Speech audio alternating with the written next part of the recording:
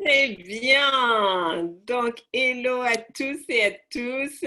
Nous sommes donc dans notre camp d'entraînement business. Je suis ravie de vous retrouver. Si c'est la première fois que vous découvrez cette émission, cette vidéo, bienvenue.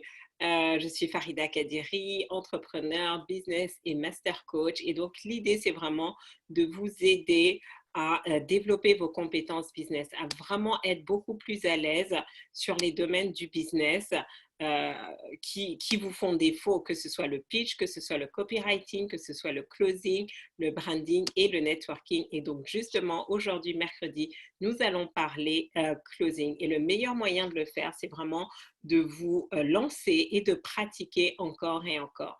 Donc, ce que je vous propose de faire, c'est que nous allons avoir justement un jeu de rôle entre donc deux de nos participantes, Uneka qui va jouer le rôle du prospect et Nathalie qui va jouer le rôle de closer. Et justement, donc Nathalie va se présenter, va nous donner son scénario, l'objection. Et donc moi, je serai là à côté justement pour prendre des notes et vous dire en fait qu'est-ce que vous pouvez améliorer et qui va vous servir plus tard dans vos closings. Donc sans plus tarder, je vous laisse mettre vos vidéos, Uneka et Nathalie. Normalement, vous avez des accès. Très bien. Donc, Nathalie, ce que je te propose, c'est que tu nous donnes le scénario. Quel est le type de prospect que tu souhaites qu'Uneka incarne? L'objection. Moi, je disparais et je vous laisse vous amuser.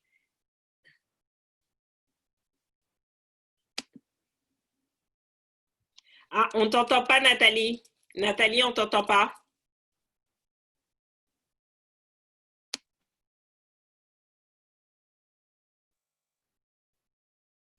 Là, tu m'entends? Là, c'est bon?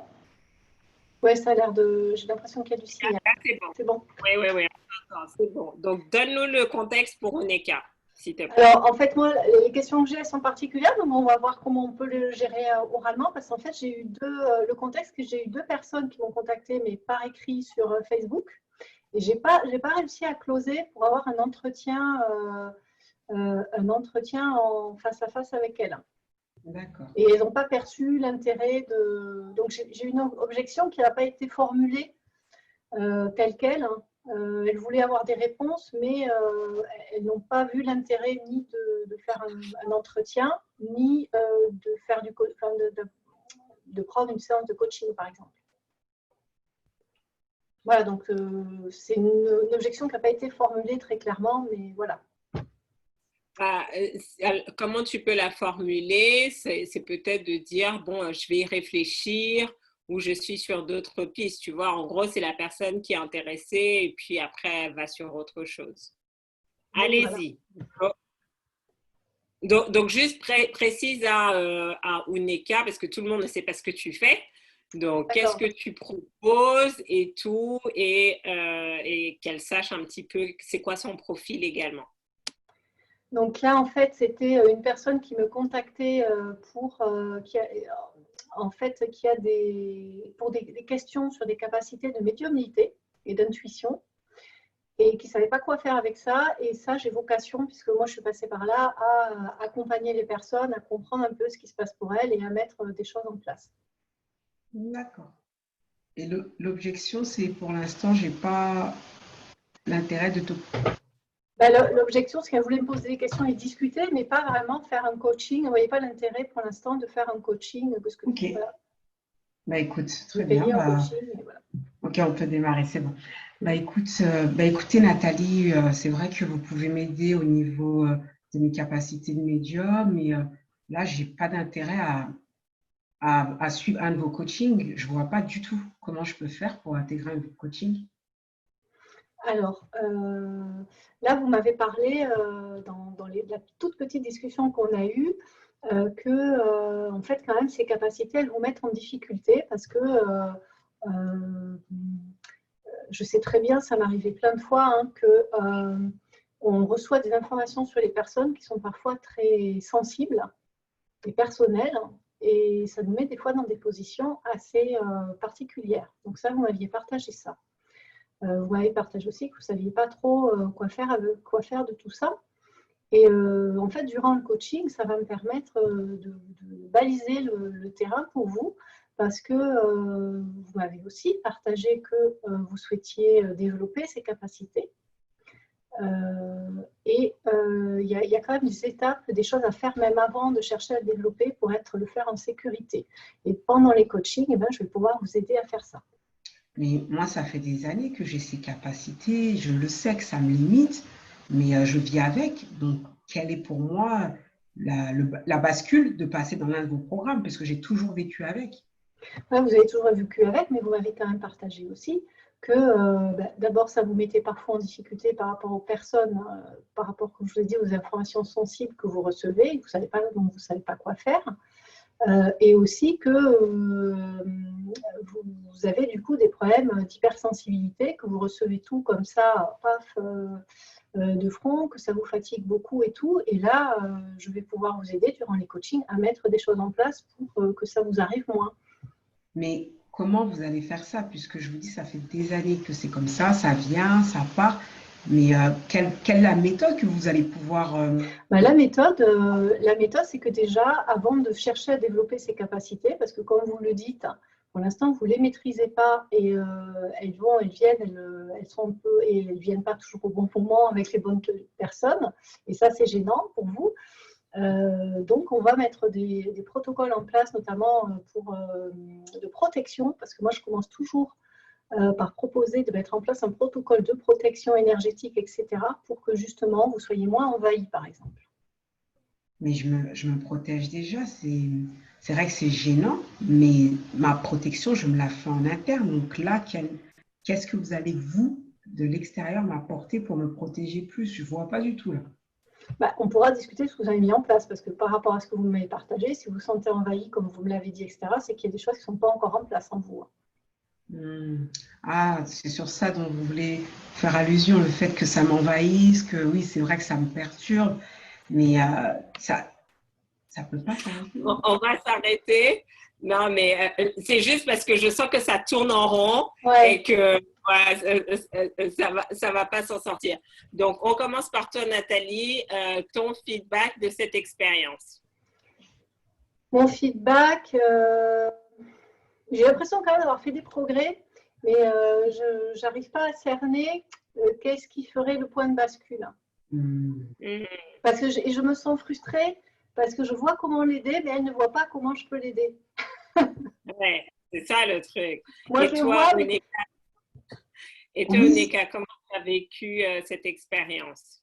C'est vrai qu'elle a un discours rassurant, mais pas un discours qui me permet de passer à l'action et de me dire oui, je veux bien travailler avec vous. Il y a quelque chose qui me manquait, mais je n'arrive pas à mettre le mot dessus.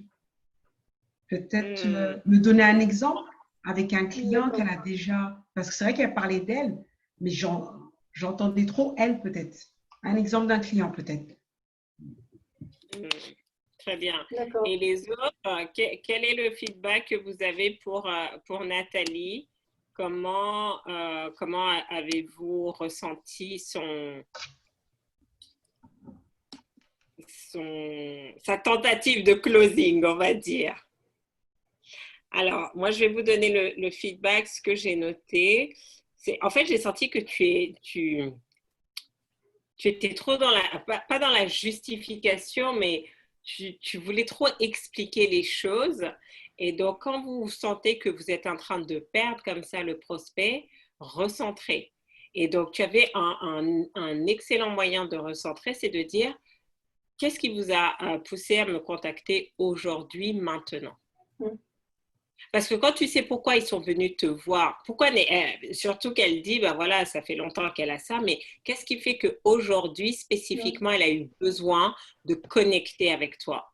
Parce que même si elle ne va pas jusqu'au bout, il y a eu une impulsion qui l'a poussée. Peut-être que ça veut juste dire qu'elle va travailler avec toi dans quelques mois, mais si tu es capable de comprendre qu'est-ce qui l'a emmené, tu vas lui donner ce dont elle a besoin. Et il y en a peut-être qui n'ont pas encore besoin de coaching, ils ont juste besoin d'être rassurés. Tu la fais rentrer dans ton écosystème et peut-être dans quelques jours, dans quelques semaines ou dans quelques mois, elle peut devenir client. Donc, comme ça t'évite, tu vois, parce que là, en fait, on pédalait dans la choucroute et là, je me suis dit non, là, ça va être, on va pas s'en sortir, il faut casser la dynamique. Donc, quand vous voyez comme ça que vous êtes un peu, ça devient un peu laborieux, dites-vous pourquoi elle est là, la personne. Et si c'est pas clair pour vous, même si vous avez l'impression, reformulez. Et comme ça, la personne aussi, ça lui permet de se dire, oui, c'est vrai, pourquoi je l'ai appelé? C'est moi, surtout quand c'est la personne qui vous sollicite, puisque c'est ça l'objectif de toute la stratégie qu'on met en place, c'est que c'est la personne qui vient vers nous. C'est pas nous qui sommes en train de courir après les personnes.